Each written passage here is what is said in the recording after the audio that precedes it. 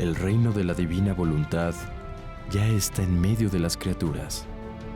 Escucha la espiritualidad dictada a Luisa Picarreta por el especialista, el doctor Salvador Tomasini. Aquí, por Mundo Católico, construyendo la civilización del amor.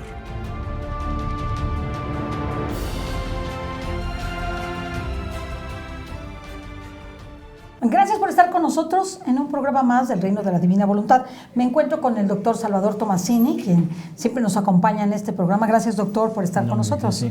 Hola, amigos.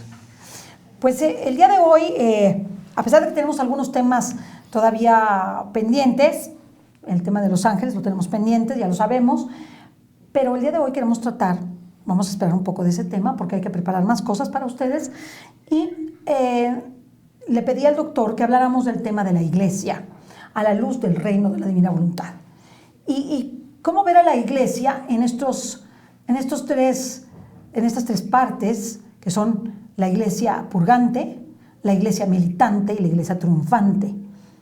El reino de la divina voluntad vive en todos estos reinos, porque estén más cerca o no de Cristo, de la Trinidad, de Dios, pues no siempre cumplen la divina voluntad, ¿verdad? Salvo la iglesia triunfante. En el cielo, ahí se cumple a pie juntillas, en la iglesia purgante también, porque ya entraron en otro proceso, pero la iglesia militante, que somos nosotros, laicos y también la jerarquía de la iglesia, ¿sí? Estamos en ese proceso. Entonces, yo le pedí mucho al doctor que habláramos de la iglesia en general. Nadie puede negar que estamos en un proceso sumamente difícil, en un proceso de cambio, de transformación hacia mejor, desde luego, pero no sin el ataque de lo peor. Entonces estamos en ese proceso, en esa lucha. Así que, doctor, háblenos un poquito de este aspecto de la iglesia, triunfante, purgante, militante, a la luz de este reino de la divina voluntad.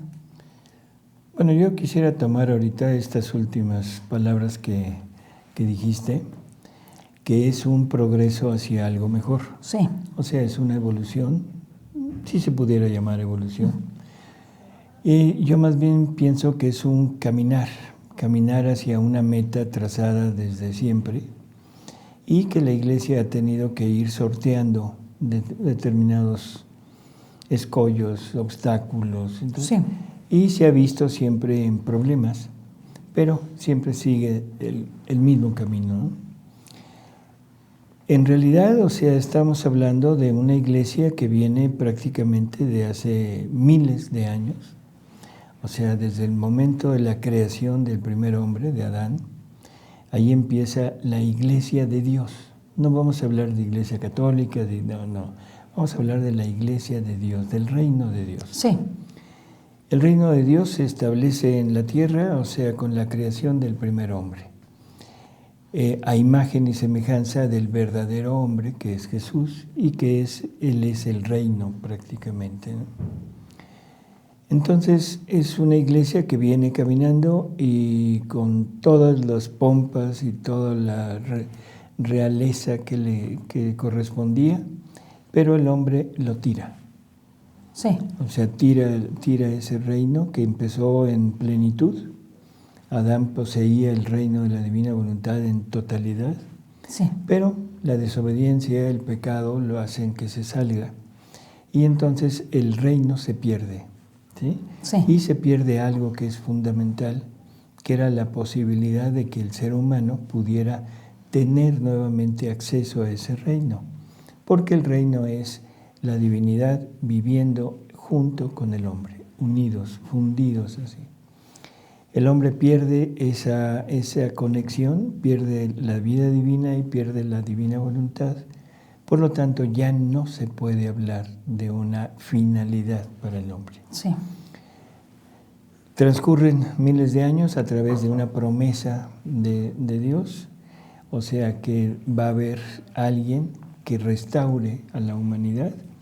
Y bueno, ahí empieza a dar sus primeros pasos la iglesia del reino de Dios. Sí. Con los profetas, con los grandes personajes del Antiguo Testamento, hasta que llega un Moisés, que es como quizá el punto principal de unión, de comunicación de Dios directa con el pueblo. No nada más con un solo ser, sino con el pueblo, a través de la tabla de la ley. ¿Sí? Ahí es el primer, después del pecado original, el primer contacto de Dios para vivir el reino de la divina voluntad. No, o sea, ya había habido contactos, pero por ejemplo fue un contacto así de los más sobresalientes con Abraham. Ok. Abraham es donde se inicia prácticamente la formación de su pueblo de Dios. Sí. No hablemos del pueblo de israelita, o sea, porque eso es como limitar a Dios. Sí. Siempre que se empieza una obra, se empieza por algo, y ese algo es el fundamento, y ese fundamento fue Abraham. Sí. Abraham empieza poco a poco a... Gracias. Empieza poco a poco a formar un pueblo, sus hijos, o sea, su descendencia, con todos los sucesos que hay. Sabemos que hubo grandes logros, pero también grandes retrocesos. Sí. Grandes triunfos, grandes derrotas, y Dios iba poco a poco llevando a ese pueblo. Y lo llevaba por medio de premios, si el pueblo era fiel, o lo llevaba por medio de castigos, si era infiel. Hasta que llega un castigo tremendo, que es la esclavitud en Egipto, y dura cientos de años, y de ahí sale Moisés, ¿sí? Un hombre escogido, un hombre que Dios escoge para hacer realmente realidad aquella promesa que le había hecho a Abraham: te conduciré a un pueblo, a una tierra que emana leche y miel, ¿no? Viene toda la historia de Moisés. Y sabemos también, hubo altas y bajas, hubo muchos contratiempos, hubo idolatría, hubo mil cosas. Incluso hubo dudas de Dios. Y esto es lo que nos llama mucho la atención. El jerarca, podríamos decir, de todo ese pueblo era Moisés. Sí. Y es el que duda al final. Duda, y esa duda le merece el castigo de no entrar a la tierra prometida. ¿Sí? Sí. Bueno, en fin, sigue así, sigue todo este pueblo a través de los reyes, a través de los jueces, en fin, hasta que llega Jesús a este mundo. Jesús ya reorganiza su iglesia, una iglesia que se había desmembrado, que se había separado prácticamente de lo que Dios quería. Y entonces Jesús viene y vuelve a poner las bases, reorganiza aquello y lo nombra su iglesia cristiana, católica, como la conocemos, con un dirigente, con un grupo de personas que son las encargadas de llevar a cabo esa iglesia. Todo esto entra dentro de la divina voluntad. Sí. O sea, el reino de la divina voluntad es la meta. Pero una meta que como se había frustrado, entonces ahora la misma divina voluntad tiene que ir reorganizando poco a poco todo para ponerlo en el punto de origen. O sea que lo cual es interesantísimo. O sea, cómo ese reino tiene que reorganizar y volver las cosas al estado original. Así, no es un progreso hacia adelante, sino es un regreso al punto original. Para rehacer todo como si fuera desde el principio. Para que el hombre quede tal y como Dios lo había creado en Adán. Como si nada hubiera pasado. Como si nada hubiera pasado. Lo cual es sorprendente, porque uno piensa que es como regresar y volver, no, ya ahí se acabó todo, ¿no? Nosotros pensamos que es un ir evolucionando. Sí. Y no, es un ir dando la vuelta, un regreso totalmente para llegar al punto de Adán creado. Esa es la meta. Ese es el reino de la divina voluntad. Okay. Entonces, esta divina voluntad va actuando en todos los niveles para ir conduciendo al hombre.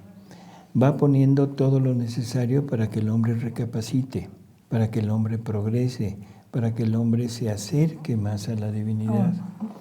Y va marcando tanto premios como castigos, ya decíamos. Cuando llega ya la fundación de nuestra iglesia, esta iglesia en la que pertenecemos ahora, También existen tremendas luchas, ¿no? Y desde el principio. O sea, en el principio empezó a haber algo que se ha dado en toda la historia.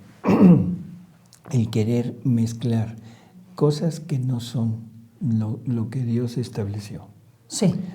O sea, Dios había establecido en el Antiguo Testamento determinados ritos, determinadas formas de acercarse a Él, pero que eran simplemente símbolos.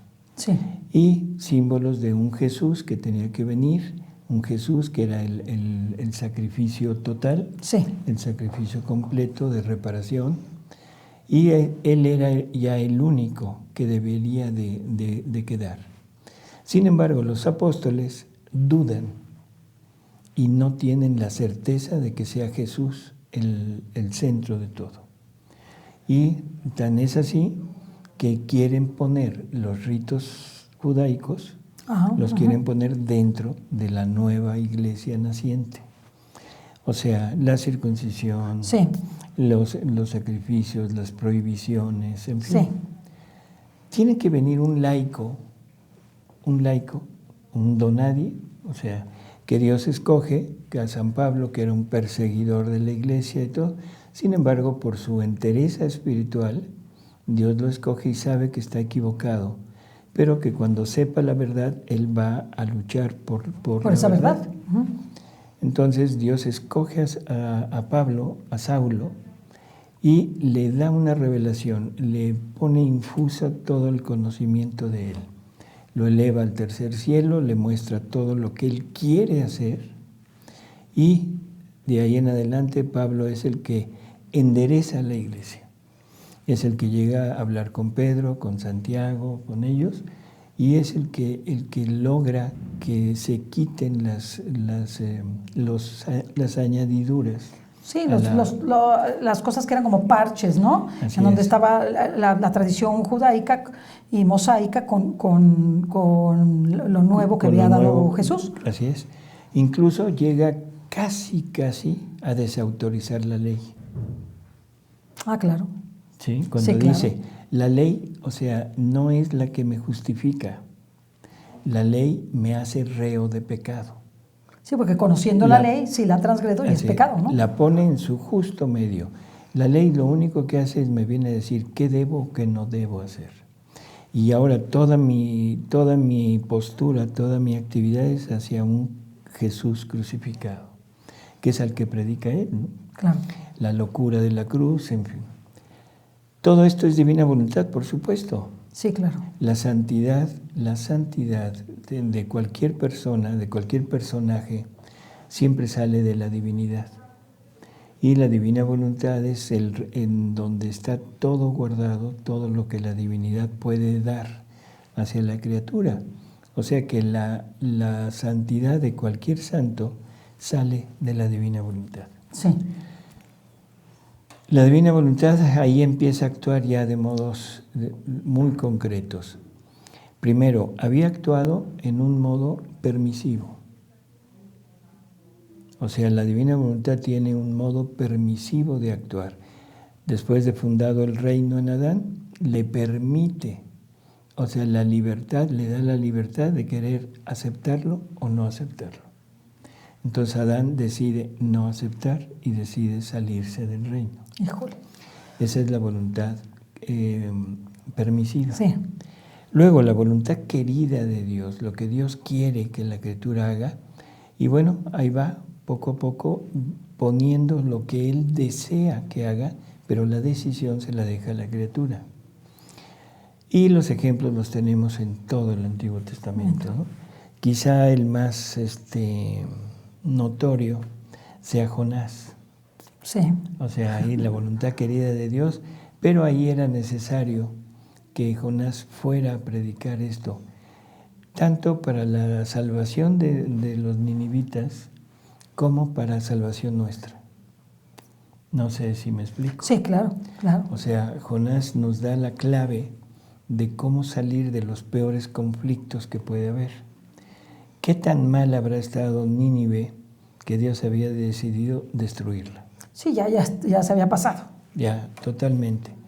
Y sin embargo, el anuncio de Jonás el anuncio de Jonás que lleva al pueblo al arrepentimiento, en ese momento el Dios se arrepiente y no castiga. Entonces creo que eso quedó como un punto muy claro para toda la historia de todos los pueblos. O sea, ese momento en que Dios decide no llevar a cabo la destrucción de una ciudad, de una población, de un cierto número de personas. Y lo seguimos viviendo cada día en cuanto vemos las cosas empeorar y tenemos este llamado a la conversión. Así es. Entonces, bueno, viene esta iglesia, Dios empieza a dar algo más, o sea, es una voluntad querida, una voluntad ordenada a través de los mandamientos y una voluntad también ordenada que sale a través de su iglesia. O sea, esa iglesia que él funda tiene una jerarquía, tiene unos dirigentes que son los que van marcando por dónde debe caminar el pueblo. Entonces tenemos ya 3 modos de actuar de la divina voluntad. El más usado, el más, ¿cómo diríamos?, buscado sería el ordenado. ¿Por qué? Porque siguiendo lo que Dios quiere, siguiendo todo lo que Dios nos pone, podemos llegar a un grado de santidad incluso muy elevado, pero una santidad humana que se basa a través de las virtudes. Todo lo que se haga bueno puede ir elevando a esa persona a una altura de santidad, incluso hasta llegar a los santos que conocemos, en que la iglesia simplemente reconoce que aquella persona es digna de imitarse y que se reconoce que ya está en el cielo, que ya está con Dios. ¿Qué más decir de esta voluntad aquí? Bueno, pues creo que sería más o menos el camino. No sé si tengas alguna pregunta sobre esto. Sí, yo como que quisiera. En el reino de la divina voluntad va a haber jerarquía, va a haber sacerdotes, obispos. Eso es en la triunfante. Sobre esto, ese caminar de la iglesia desde Adán hasta el momento de Luisa. Entonces, en el momento, nosotros hemos estado viviendo en un proceso hacia el reino de la divina voluntad. Así es. Luisa es la primera con pecado original que vive el reino de la divina voluntad. Así es. María es la primera que lo vive en plenitud y desde siempre porque es inmaculada. Inmaculada. Ya nada más Luisa es con pecado original y de ahí en adelante hay esa posibilidad para todos, sacerdotes, obispos escogidos y para el pueblo en general. El reino de la divina voluntad es como un boomerang. Es un boomerang que le dieron a Adán. Sí. Y Adán dijo, ¿y yo qué hago con esto? Y lo aventó. ¿Y qué hace un boomerang? Da vueltas, da un giro. Ajá. Y regresa al punto de origen. Ah, interesante. ¿Sí? Sí, claro. Entonces, el que lanzó el boomerang fue Adán. Entonces, todos nosotros que somos descendientes de él, vamos en este camino, pero vamos tendiendo a regresar hasta llegar al mismo punto.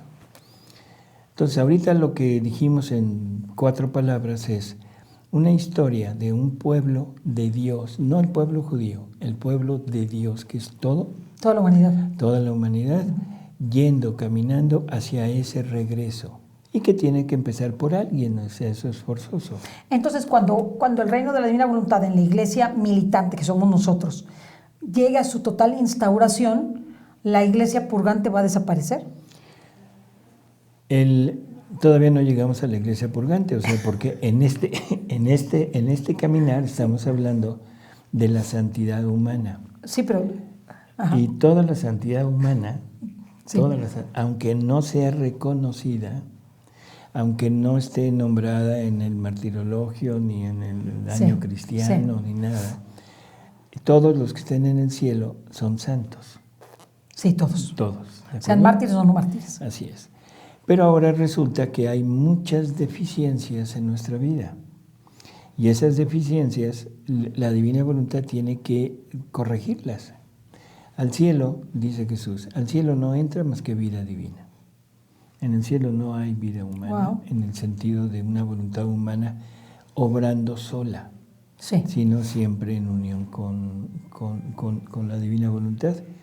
Por lo tanto, tiene que haber un lugar, un modo de que todos los que alcancen la salvación se pongan a un nivel adecuado para poder entrar. Y eso se llama purgatorio, que sería la iglesia purgante. Entonces, en la iglesia purgante, la divina voluntad actúa ¿de qué manera?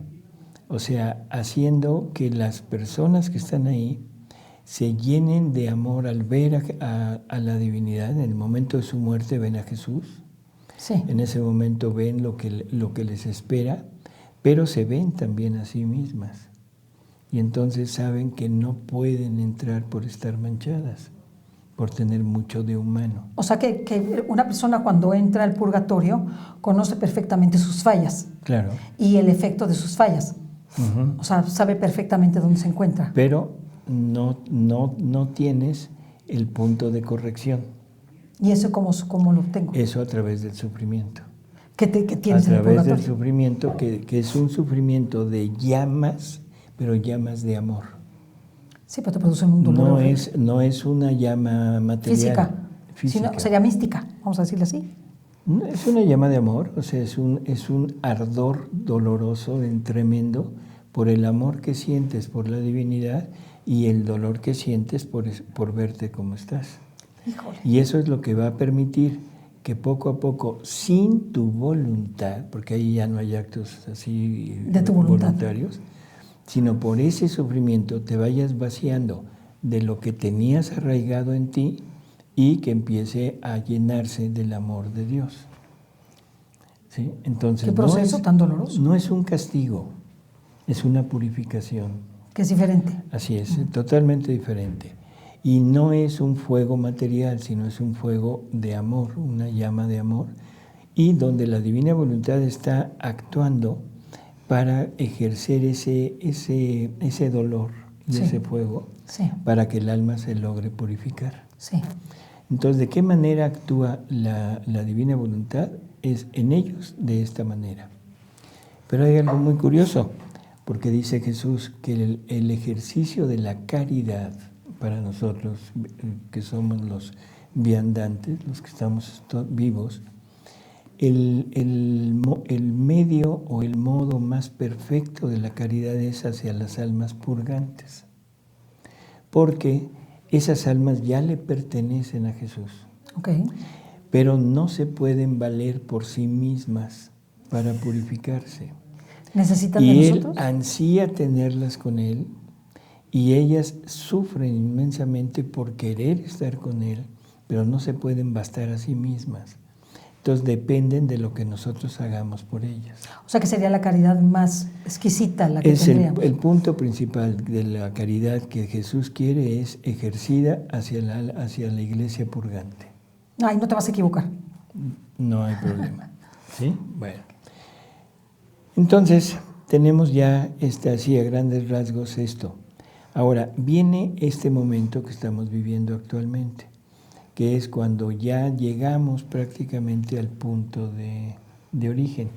Ya se cumplió la santidad humana, ya se cumplieron todos los requisitos para que las almas purgantes salgan, todos los sufragios que se puedan mandar, la caridad que podamos ejercer. Pero ahora viene ya el punto final, que es el vivir en la divina voluntad, el tomar esta voluntad como propia y hacer que Jesús tenga su reino en cada uno de nosotros. ¿Qué se necesita? Pues renunciar a nuestra voluntad. Que vivas tu purgatorio aquí. Sí, efectivamente. Ese es el purgatorio, pero un purgatorio que se vive aquí por propia voluntad, renunciando a lo tuyo, para llenarte de lo de Dios aquí y poder tener vida divina desde aquí, no cuando llegues. O sea que tú ya empezarías viviendo en la iglesia triunfante desde la tierra. Así es. O sea, por eso es que Jesús le dice a Luisa, ¿por qué no quieres aprender a vivir vida de cielo desde aquí? ¿Sí? Desde la tierra. Esto es interesante porque es la divina voluntad la que nos está ofreciendo volver al punto de origen, pero me dice, te tienes que quitar todo. Sí, claro. Para que yo pueda entrar y actuar, unirme contigo y actuar juntos. Entonces tienes que llegar a ese punto de decir, me desapego de todo lo que es humano. Y ahí es en donde las cosas ya no marchan bien. Mientras la divina voluntad actúa en modo querido, en modo ordenado, la criatura tiene la opción de decir sí o no, pero desde ella. No se necesita despojar de sí mismo. Entonces, hasta cierto modo es sencillo practicar la virtud. Claro, claro. Porque la virtud te da una ganancia. Toda virtud te da una ganancia. Claro. Tú ya puedes decir, ya soy obediente. Ya soy. Y hay un fruto de la obediencia, además. Es un adorno que se pone en tu alma. ¿Sí? Ya soy casto. Otro adorno en el alma. Hermoso. Pero siempre queda la pertenencia del alma. Siempre queda la presencia del alma actuando. Es tu alma, Es tu virtud. Es mi virtud. Es mi obediencia, es mi castidad, es todo, Sí. pero mío. Entonces ahora la divina voluntad, que acá actuó en forma permisiva, después actuó en forma querida, después vino la forma ordenada y ahora viene la forma obrante. Y esa forma obrante tiene que culminar en una forma de acto cumplido y completo. O sea, la divina voluntad al actuar en la criatura llega a tener algo que no tiene en el cielo. Lo cual le da una ganancia mucho mayor. Claro, lo único que Dios no tiene en el cielo es el acto conquistante, porque en el cielo todo es de Dios. Sí, ya, no tiene que hacer nada. Así. El acto creciente. No, porque ya está en su plenitud. El que llega al cielo, hasta ahí llegó. Lo que hizo y no hay más. Lo que pudo y lo que no pudo, no pudo. Haya sido como haya sido. Y eso lo puede obtener a través de la santidad humana. Pero hay un acto que no tiene allá, que es el acto completo y cumplido. ¿Qué es acto completo y cumplido? Es el acto donde en ese acto se encierra todo Dios y se cumple en totalidad, se cumple como vida de una criatura. No hay forma de poder agregarle nada, ya no se le puede agregar nada porque lo tiene todo. No hay forma de que pueda salirse porque ya está unido al acto único de Dios y por lo tanto ese acto no lo tiene más que en el cielo. Digo, en la tierra, en la criatura que acepta su voluntad para hacer el acto cumplido y completo. Es un acto divino. Es un acto divino y ahí se cumple darle Dios a Dios. Entonces es una gloria inigualable. Es la gloria universal, porque le estás dando todo. En la divina voluntad está encerrado todas las obras de Dios. Está encerrada la creación, la redención, la santificación, con todos los efectos que cada una de estas obras tiene. Entonces, ya cada persona es un reino, ya habíamos dicho, ¿no? Cada persona es un reino. Es un reino que entre más personas haya, es un reino que se engrandece. Claro. ¿Sí? Sí, se multiplica. Se multiplica. Y los atributos divinos y las capacidades y los frutos divinos, es como si estuviéramos en acto puro, todos, a pesar de que estamos en continuo obrar. O sea, pero es un continuo obrar de la divina voluntad, por lo tanto siempre es el mismo acto. No importa que ahorita estés escribiendo, después estés comiendo, después estés caminando, después durmiendo. Sí. Si todo es hecho en la divina voluntad, es un acto de divina voluntad. Todo. No importa en qué lo ejercites. Sería un solo acto. Es un solo acto. O sea, todos tus actos se convierten en uno solo. Por eso es que Dios es un solo acto. Por un lado es la creación, por otro la redención, por otro la santificación, pero llevado a cabo por la misma voluntad. Entonces ahí sí, el seréis como dioses se cumple. Claro. Ese sería el verdadero significado de seréis como dioses. Así es. Y ese es el punto original. Entonces no es tan difícil imaginar qué cosa hace la divina voluntad en la iglesia. En este momento ir llevándonos hacia el punto de origen. Su meta es llevarnos al punto de origen. Sabemos que hay escollos, sabemos que hay un enemigo que trata por todos los medios de destruir este plan. Y de tragarse el que pueda. Así es. Por lo tanto, en este momento, en este preciso momento, está actuando la contra para destruir el plan de Dios. En este contexto, una vez que regresemos al estado original y vivamos todos un mismo acto de divina voluntad, ¿so? O sea, todas nuestras obras sean un acto de divina voluntad, el purgatorio dejaría de tener importancia o existencia. Así es. Nunca se va a lograr el que toda la humanidad viva en la divina voluntad, jamás. Entonces siempre habrá necesidad del purgatorio para aquellos que se salven sin haber vivido en la divina voluntad. Pero un alma que viva 100% en la divina voluntad exenta el purgatorio, porque todo en ella ya es divino. O sea que su paso sería directo. ¿Y su juicio particular? Es que no hay juicios particulares. ¿Ya no existiría? No, es que no hay. Es una entrada, punto. No, okay. Es que hemos llamado juicio particular y nos hemos imaginado al alma enfrente de Jesús. Así es. Y Jesús diciéndonos, a ver, tus obras buenas, aquí están. Tus obras malas, aquí están. Entonces, y Él es el que va a sopesar y va a decir que merezco. No, no es así. Jesús nos lo deja muy bien marcado en los escritos de Luisa. El alma, un instante antes de salir del cuerpo, Jesús se presenta, la rodea de amor, le explica las cosas tal y como son, lo que Dios ha hecho, lo que el hombre ha hecho, y después de eso, dotándolo con razón divina, o sea, con una razón perfecta, valorando aquello, va a decidir si quiere con Jesús o no. No es estar juzgando sus obras, qué hizo bien y qué hizo mal, sí, sino va a juzgar lo que Dios hizo y lo que el hombre, la humanidad hizo, y ahí va a decidir, ¿me quiero aquí o me quiero acá? Sí. ¿Ya? Eso no es un juicio. No, realmente... Juicio se valora tus actos. Y es porque tú no cumpliste con el retorno completo. Entonces estuviste en el camino, ¿y dónde te quedaste? Y algo para completar eso. Jesús dice que nadie entra al cielo si no ha hecho cuando menos un acto de su voluntad. ¡Ay! Por lo tanto dice, en el momento de morir, yo le pongo mi voluntad y le digo, muérete con ella.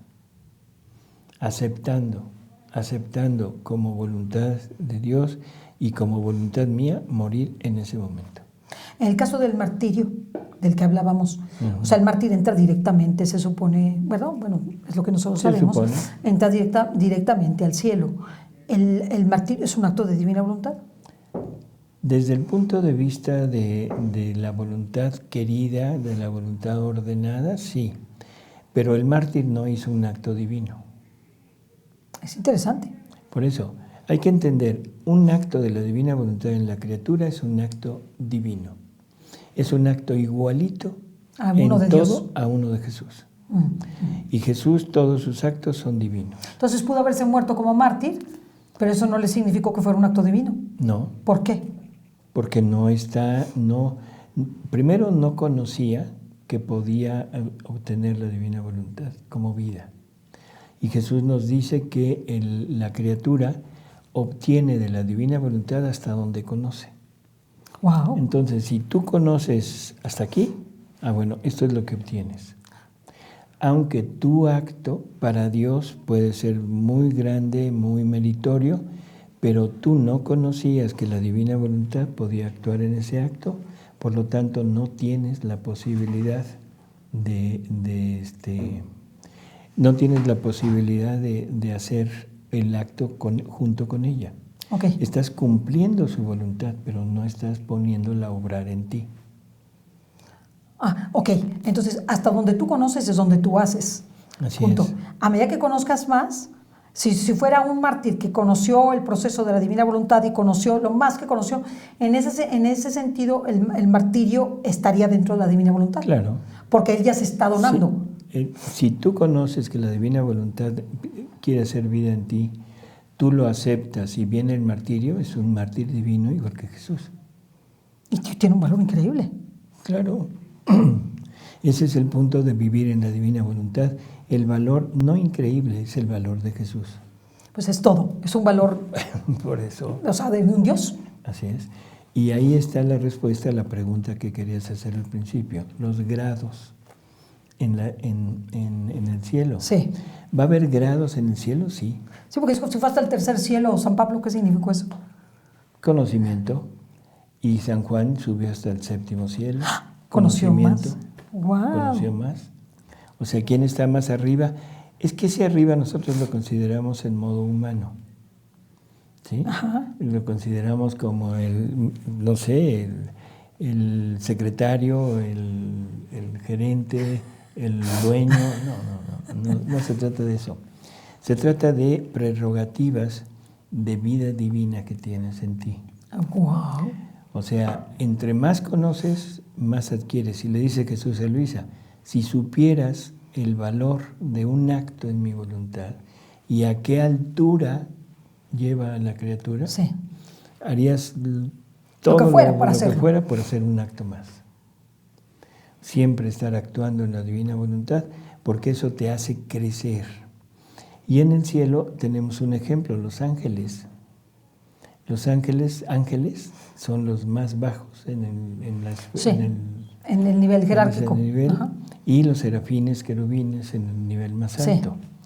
¿Qué los diferencia? Simplemente el conocimiento. Wow. ¿Quién recibió una verdad? ¿Quién recibió dos? ¿Quién recibió tres? O sea, es conocimiento. Por lo tanto, nosotros también tendremos eso, y Jesús dice que la Virgen está formando su jerarquía personal con los hijos de la divina voluntad. Wow. O sea, cada quien depende de hasta dónde conoces, es el lugar donde vas a ocupar en esa jerarquía, y que al final esa jerarquía se unirá a la jerarquía de Dios, de la divinidad. Sí, va a ser un match. Así es. Sí, porque la Virgen nunca pierde y Dios nunca pierde. Entonces, bueno, ese es el punto. ¿Va a haber jerarquías? ¿Va a haber grados? Sí. Depende del conocimiento y de la cantidad de vida que hayas hecho. Y de la cantidad de conocimientos que tú hayas tenido y los hayas hecho vida. Uh-huh. Porque puedes saber mucho, doctor, pero si no no hacerlos vida, no sirve de nada. Así es. Es que Entonces, hay muchísimos en la divina voluntad que conocen mucho de divina voluntad, pero no lo viven.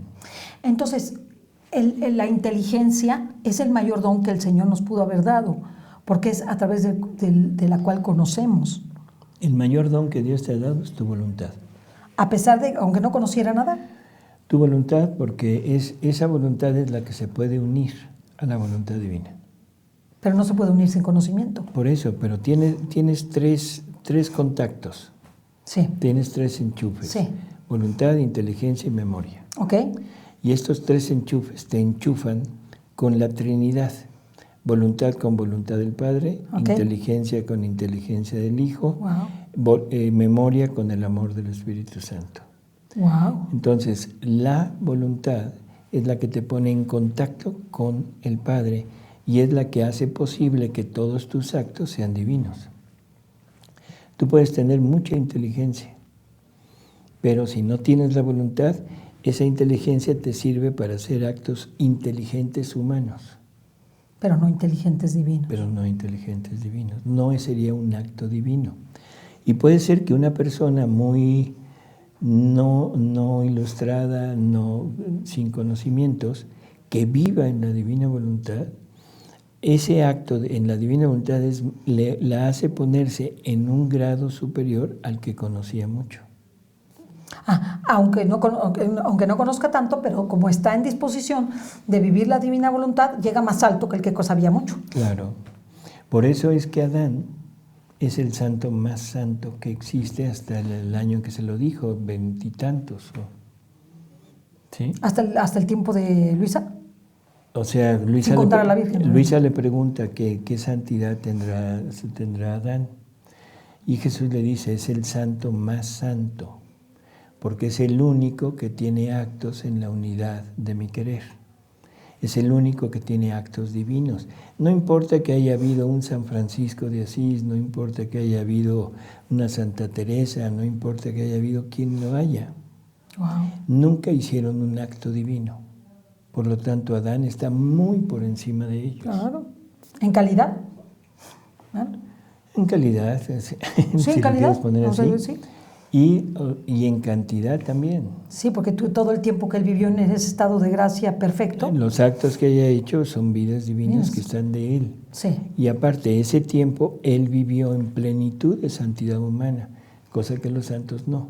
Wow. O sea, tenía todo. Los santos llegaron a una altura muy grande, pero no la abarcaron, no la pusieron toda en ellos. No la agotaron. Sí, no la agotaron, en cambio sí la agotó Adán. Hasta Adán, ese momento. Sí, porque la divina voluntad que contiene toda la santidad se la puso. No por mérito de Adán. Sino por mérito de Dios. Por mérito de la divina voluntad. Y en el caso de la Virgen se unen esas dos cosas, el mérito de Dios y el mérito de la Virgen. Uh-huh. Por así decirlo, ¿no? Entonces, estaría al nivel de Adán, la Virgen, ¿verdad? No, la Virgen está... Está mucho más... Adán se quedó en actos. Ok. Nunca hizo vida. Wow. Porque la vida se debe continuar durante toda tu existencia. Entonces eso sí lo hizo la Virgen. Entonces Adán simplemente hizo actos, pero llegó un momento en que se sale y ya quedaron los actos, pero él siguió vida humana. Ok. Y la Virgen es vida. Wow. Desde el mismo instante de su concepción hasta su asunción a los cielos, es vida divina. O sea que la superioridad de ella, por eso siempre dicen más no hay que... nadie tan que grande como pueda ella. igualarse a la Virgen. Todas las santidades juntas, humanas y divinas, juntas, no llegan a la altura de la Virgen. Qué precioso. Así ¿Quién es nuestra madre, verdad? ¿Quién es? Prácticamente es Jesús mismo.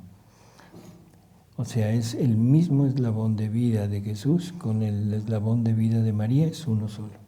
Extraordinario, extraordinario. Así que no hay problema. Y aparte, y luego tienes a Luisa, y ya de Luisa todo lo demás. Exacto. Luisa tiene que llegar al punto máximo que se pueda llegar desde el punto de vista humano, saliendo de pecado original. Jesús le dice, para ti es necesario que vivas en el 4º grado de mi voluntad. ¿Por qué? Porque es cabeza de misión, porque es donde se tenía que fundar y es la que tenía que permanecer hasta el final como vida para que realmente se estableciera y ahora se pudiera comunicar. ¿Y cuántos grados hay de...? 4. 4, o sea, que ella vivió en el más alto. En el 4º grado, así es. En el más alto. Uh-huh. Y es al que podemos aspirar. Al que deberíamos aspirar, o sea, vamos a ver si llegamos. O no, Sí. Eso ya es otra cosa, ¿no? Doctor, pues aquí lo vamos a dejar por razones de tiempo. Queremos decirles que tenemos muchos temas que tratar y para la Navidad vamos a tratar temas muy interesantes, así que no se pierdan aquí de Mundo Católico TV, en donde vamos a tratar y reflexionar sobre la divina voluntad durante todo el Adviento. Así que síganos la huella, síganos en Mundo Católico TV y gracias al doctor por estar con nosotros. Gracias. Y gracias a todos ustedes. Hasta la próxima. Hasta luego.